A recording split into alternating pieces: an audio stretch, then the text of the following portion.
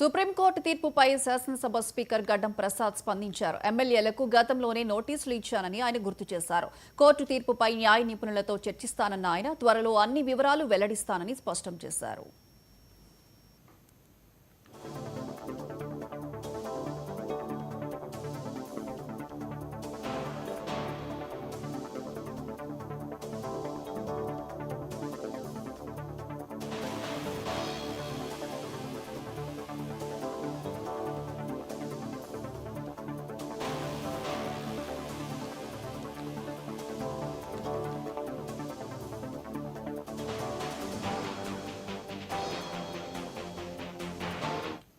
Supreme court తీర్పుపై శాసనసభ speaker గడ్డం ప్రసాద్ స్పందించారు. ఎమ్మెల్యేలకు గతంలోనే నోటీసులు ఇచ్చానని ఆయన గుర్తు చేశారు. కోర్టు తీర్పుపై న్యాయ నిపుణులతో చర్చిస్తానన్న ఆయన త్వరలో అన్ని వివరాలు వెల్లడిస్తానని స్పష్టం చేశారు.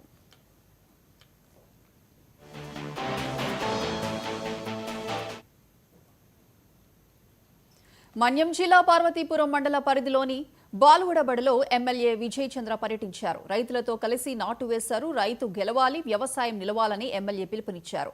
రైతు గెలిస్తేనే వ్యవసాయం నిలుస్తుందని, రైతు లేనిదే పంటలు పండవన్నారు. రైతులకు కూటమి ప్రభుత్వం ఎప్పుడూ అండగా ఉంటుందని ఎమ్మెల్యే స్పష్టం చేశారు.